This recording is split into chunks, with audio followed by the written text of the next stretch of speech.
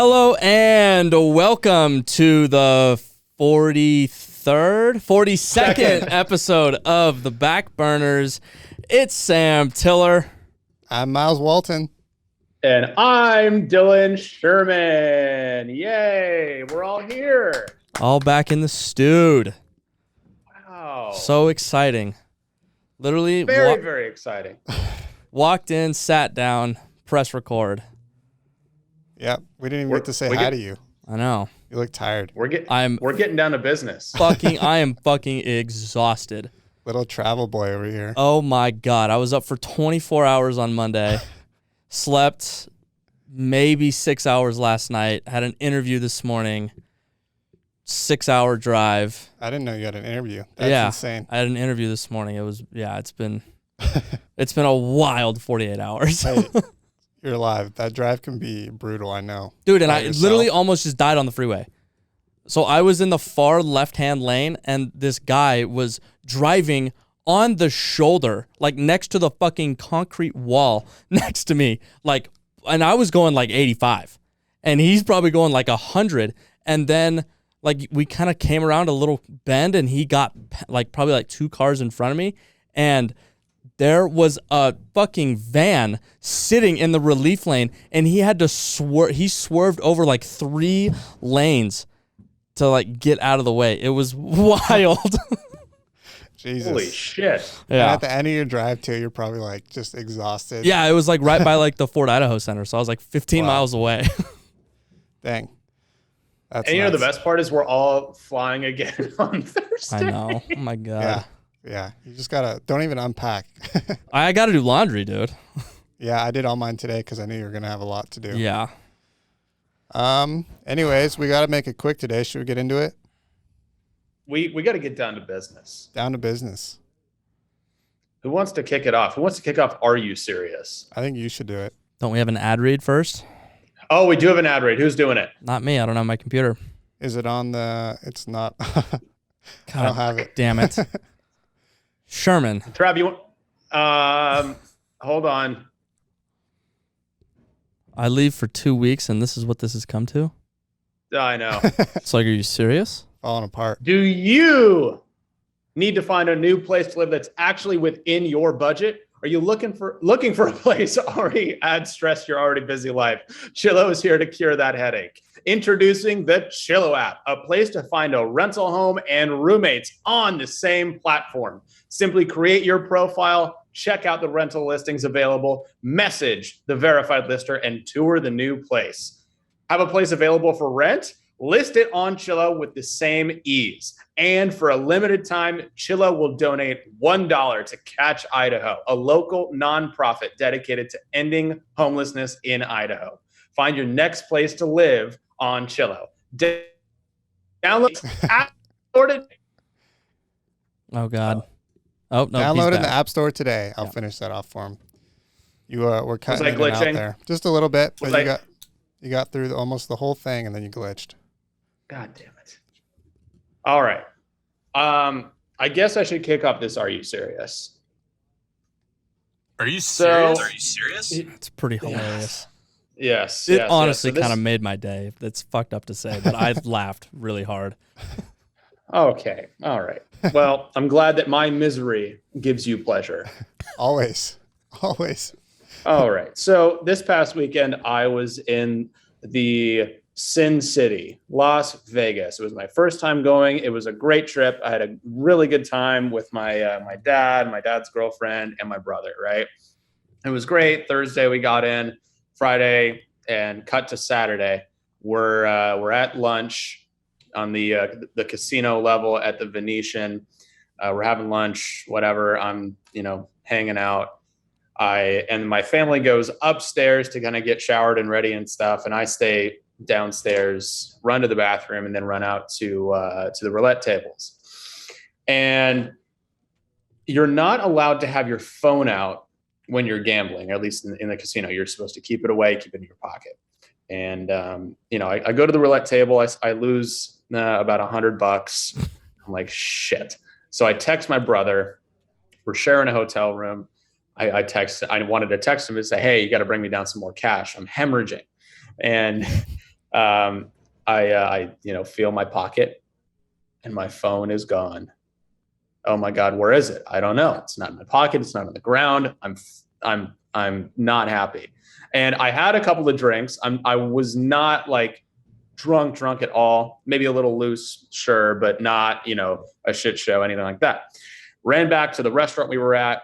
They didn't have it. Ran back to the bathroom. It wasn't there. Ran over to security to see if somebody turned it in. Nothing. And so I'm pissed. I run upstairs, have Alyssa Mayberry, your lovely girlfriend, check my location, and it was at a hotel 2 miles away. So some motherfucker stole my phone in Vegas. Let me send a quick message to that person. I don't know who you are. I don't know where you live. I don't know what you do for a living, but I have a very special set of skills that make me a very, very dangerous man. And when I return to Sin City in 48 hours, I will find you. I will hunt you down. It's probably not bad. And I will give you, a stern talking to. Wow. Because you made me pay some money to get a new phone, and I didn't want to spend that money. So I will find you, motherfucker. That'll do it. I think you scared him. He's just going to hand it back now. Are you serious? Are you serious? Yeah, it's a tough one. I looked at your location as well, and it basically was just showing me a circle of the entire strip. I was like, this is helpful, and it wouldn't load, probably just because there's so many people and phones there. It's not going to actually and they turned my phone off. Okay. Well, yeah. Adios. Did you get like a newer version at least? Same phone. Okay. But he just got it in December. He got that new phone in December. Right. So. That's tough. Yeah. All right. Well, Are You Serious? Going back to a little bit of sports, because this is a sports podcast.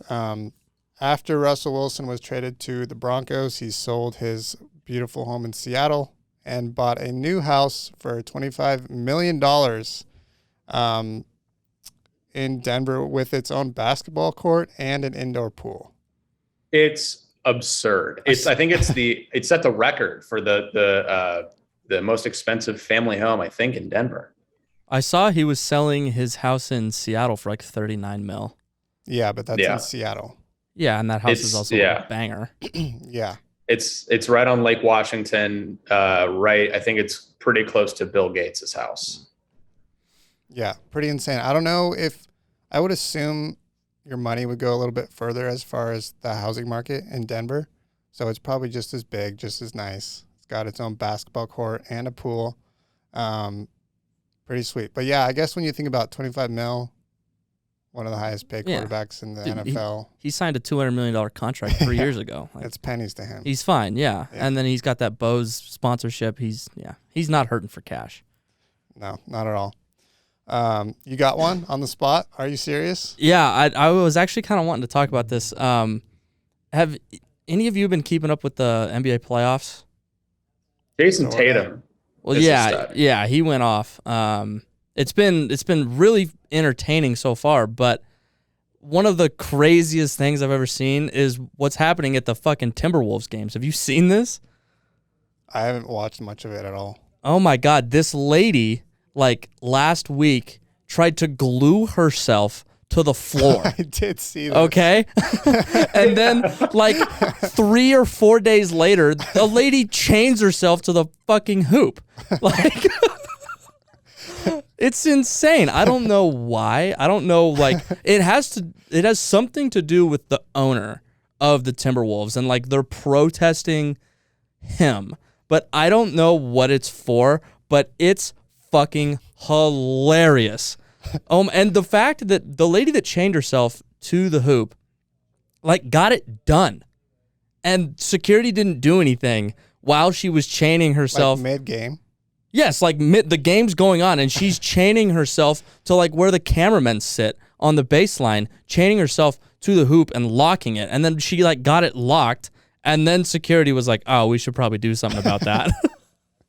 That's insane. And was she just like, was it just super glue and she was gluing her shoes, or like?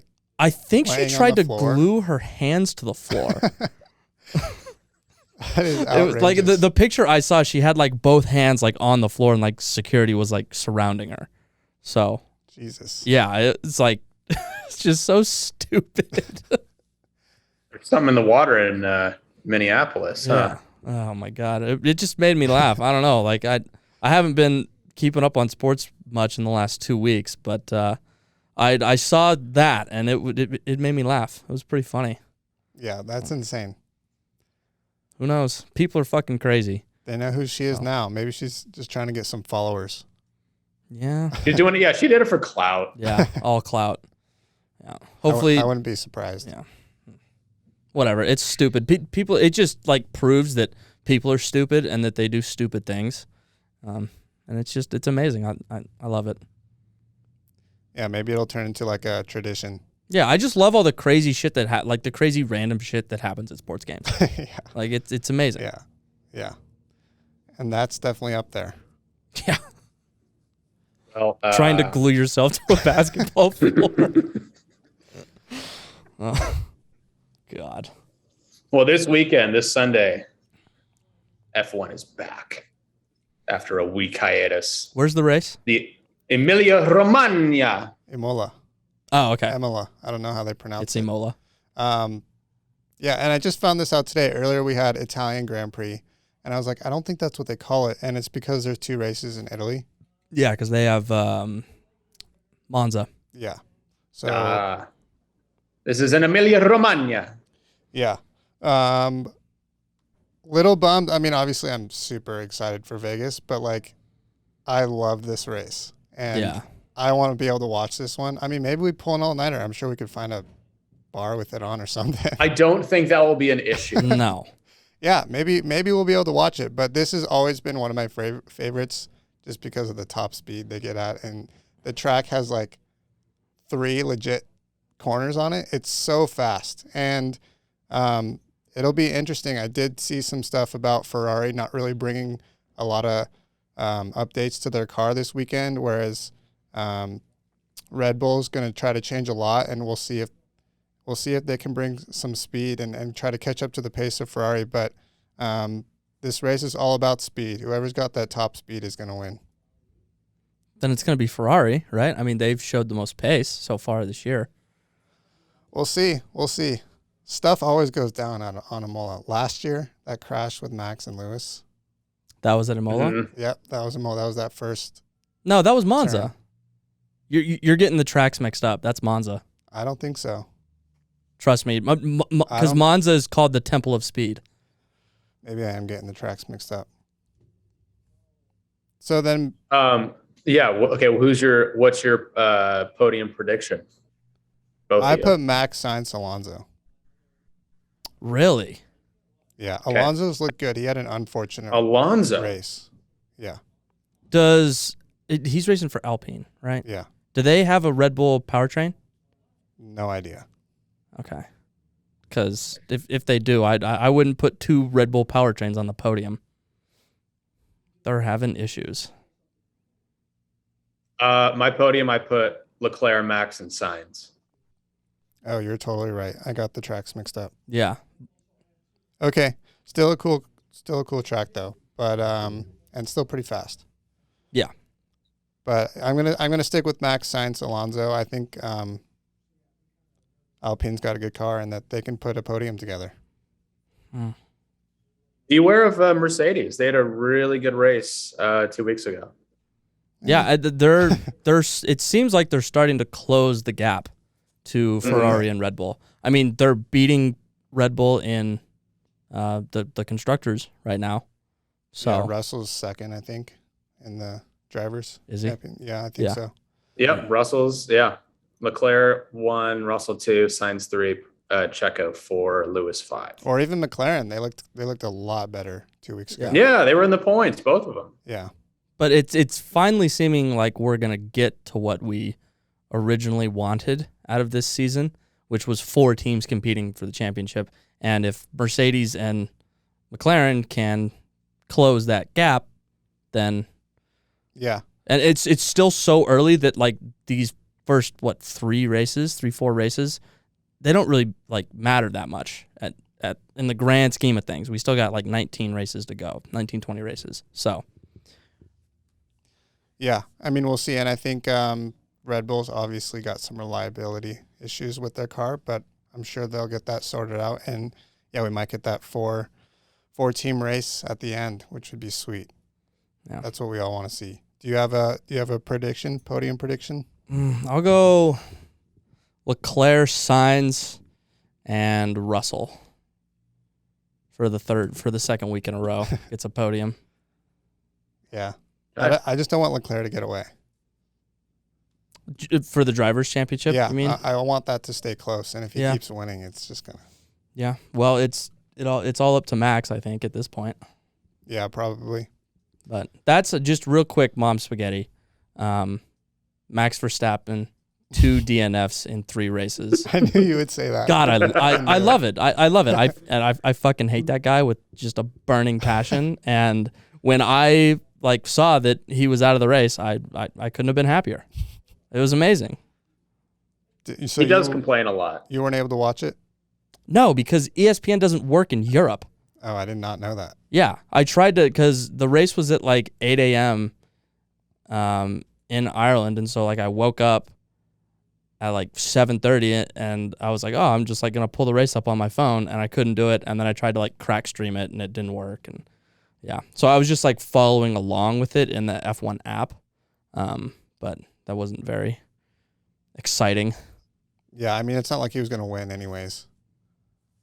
Who, Max? Yeah, Leclerc was so far Yeah. ahead of everyone. But yeah, Sharon, what was your podium? I chose Leclerc at 1, Max 2, Sainz 3.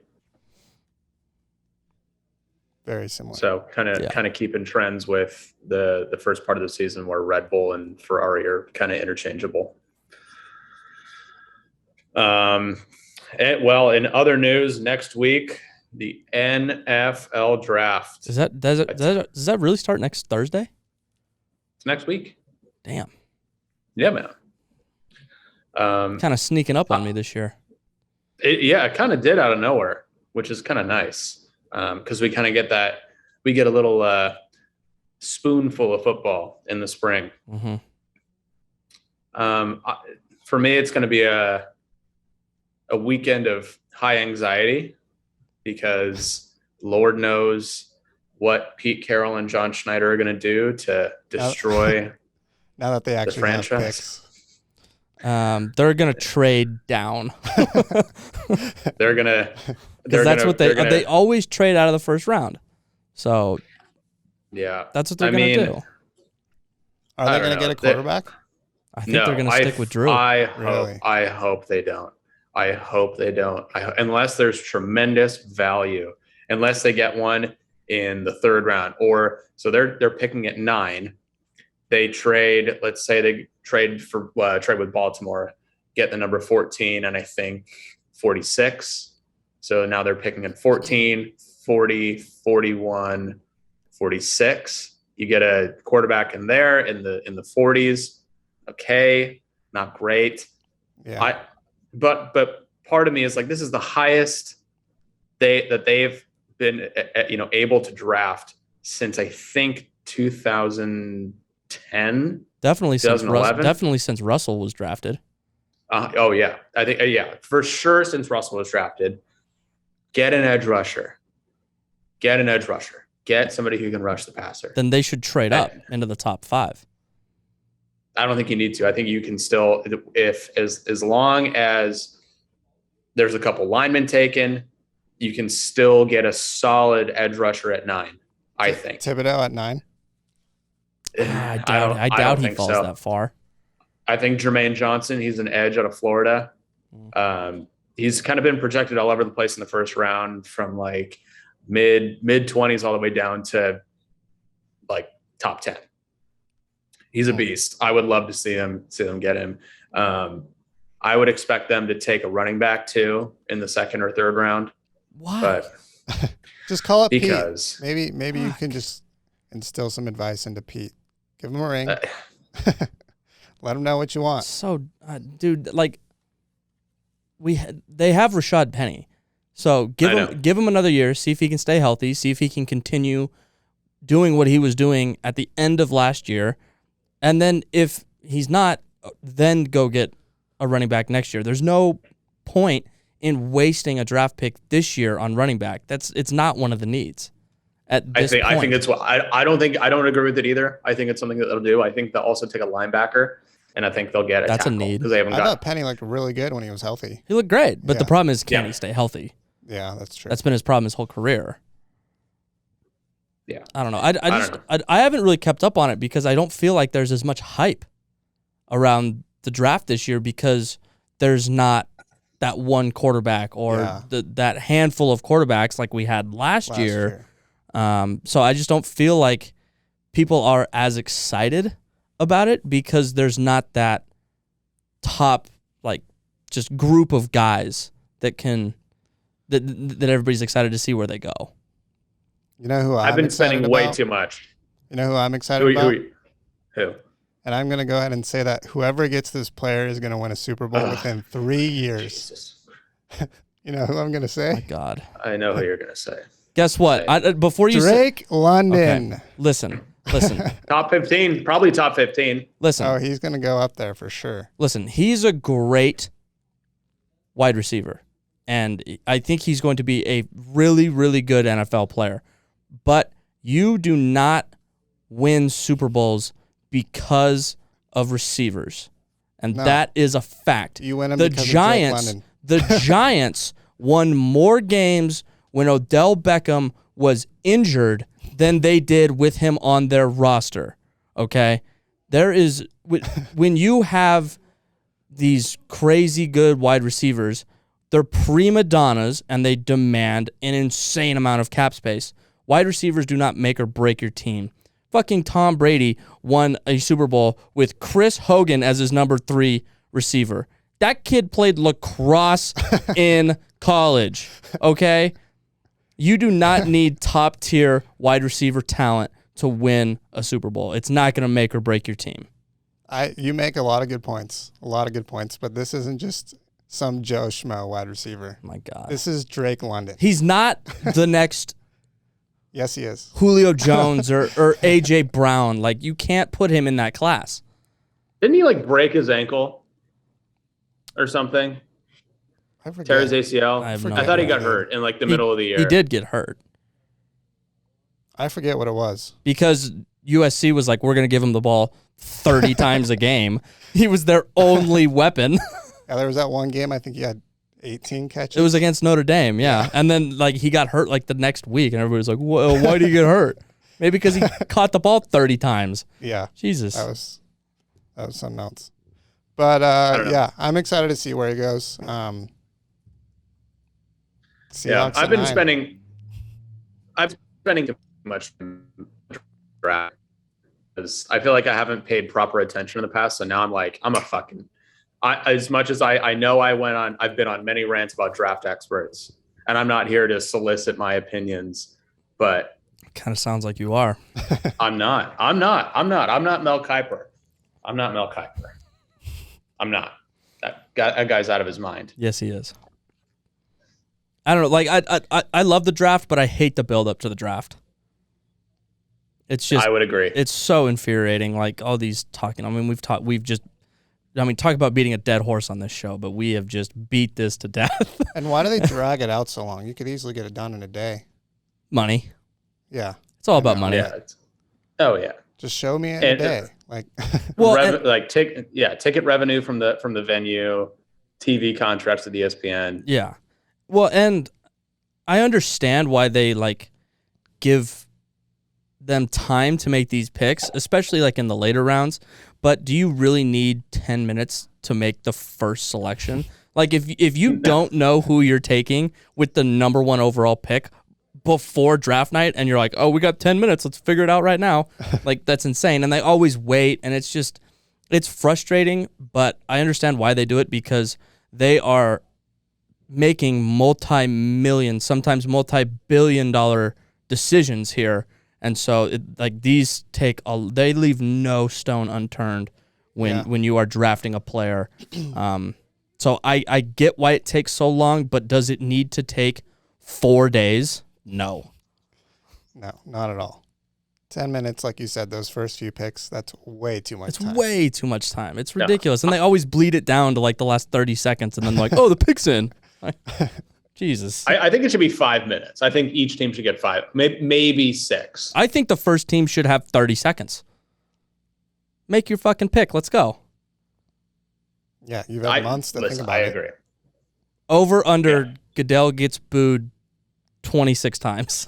Over. Because there's 26 times. Well, there's 32. There's 32 picks in the first round, so he's gonna walk to the stage 32 times, 33 times actually, because he opens it and then So I would say every single one. So you're especially because I hammer the over because it's in Vegas, dude. People are gonna be out of their minds. People are gonna be out of their fucking minds. Oh, dude, we should have went to Vegas a weekend later. Yeah, but it would have You're the reason we had to push it back a week. I know. I'm so special. Speaking of Vegas, I thought it would be fun just because, Samuel, you just returned from the motherland and I just returned from Vegas. I feel like we should each share our most memorable travel story.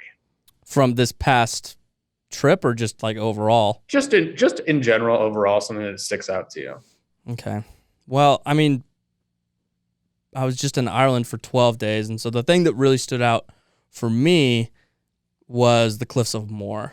I've seen quite a few beautiful places, natural beauty. God, my brain is not working right now. Place of beauty. Yeah, natural places of beauty, and the Cliffs of Moher was one of the most impressive things I've seen. You see the pictures of it, and you're like, that's a big cliff. But then when you stand on the edge, you just go, holy shit. Did you sit on the edge like I told you to? I did not because I didn't want to die. But I did get pretty close. There's like a rock wall for most of it, but we walked out to this point on this trail because there's a big trail. It's like 20 kilometers long that walks along the whole thing, but there's either a fence or a rock wall that's like, I don't know, probably 4 or 5 feet off the edge of the cliff. But at one point it turned into a fence, and my dad and I hopped the fence because there was like a little like landing, and we took some pictures and stuff, and we got some pretty good pictures from right there. But it is quite shocking to see it. And like they do boat tours on like in the sea, so they take you like right up next to the cliffs from the bottom, which I think would be pretty incredible as well. But when you're looking down at those boats, I mean, they're so tiny, but they're massive tour boats. Mm-hmm. So it was impressive. It's a lot of fun. Yeah, that sounds super cool. Amazing. I'll go into mine. The one that sticks out to me, this was like 5 years ago now. Me and my buddy went up to Australia. We also did New Zealand during that trip. But when we were in Australia, we stayed in Sydney because it's Sydney. Somewhere you got to go in Australia. We were staying in hostels because it was just the two of us. Piece of shit hostel, I'll say that. But anyways, we decided one day to take a 2-hour bus ride up to this like peninsula. I'm forgetting what it's called. But at the end, there was like this rock we could see, and we had to like climb over all these rocks to get to it. But we're like, that'd be pretty cool to just like go hang out on and jump off and stuff like that.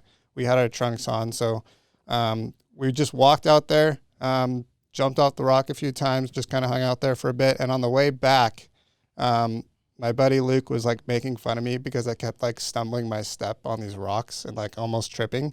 And as soon as he said that, we're like 2 rocks away from the beach. He jumps, slips, and cuts his foot open like a 4-inch cut on the bottom of his foot. Oh. And meanwhile, we're 2 hours away from our hostel, and we're like hobbling to the bus, and we got some gauze from like this house. I just like ran up to this house, asked him if he had any first aid gear, and he pulls out this box that's like huge, like an unnecessary amount of first aid stuff. I'm like, dude, what the heck? But We get his foot wrapped, and it, like halfway back to the bus, it's like bleeding through the gauze already. And this lady like stops us, like, "Are you guys okay? Like, do you need any help?" And she lets us know that unless we have our passport, because we're not from Australia, we can't get checked into a hospital. So we were just going to go to one that's like nice and close, because we were 2 hours away from Sydney at this point. And so we had to hop back on the bus with this bloody foot that he had, drive 2 hours back to our hostel, grab his passport. And by this point, it's like 12 in the morning, and we didn't end up getting out of the hospital till 4 a.m. Jesus. Good Lord. It was a shit show, but I don't know. Made a good memory. Memorable. You can Good laugh about Lord. it now. Yeah. My most memorable travel story, I'll make this one quick. Tiller was present for this one. We were in Cabo. I was with a certain family member and a few other pals. We were downtown at the bars and everything. It was just a bananas night, just a night full of, this is a core memory. Like this whole night is a core memory. It's the worst night of my life. And so we're leaving downtown. This is like what, 3:34 in the morning, Something like that. and my family member and I are walking, and Tiller and our other buddy were like kind of went ahead of us. So it was me and my family member, and they had to go pee. And so there was a tree, kind of sandy area on the way back to the hotels, and he decided to relieve themselves. In public. And who pulls up but the Federales in the Ram 1500s with mounted machine guns in the back. They take us over, they pat us down, and they tell my family member to give them $300 or they're going to take the both of us to jail. Gave them the money, ran home with diarrhea in our pants, got home safe. Barely. There's so Wow. much more to that story, but we don't have time. Yeah. Great stories. Yeah. So with that, I think we're out of show. And since I have the outro, shall I read it? Yes, go for it. And that will conclude another spectacular episode of the Backburners. Shout out to the ugliest co-hosts of all time, SpongeBob SquareBussy and the right front burner Miles. And our wonderful producer, Fabio. Thank you for making this happen. Kisses on the lips for you. Make sure to give us a follow on Instagram and TikTok at the Backburners Pod, and give us a listen on your favorite streaming service. We're the Backburners, and we'll catch you on the flippity flip.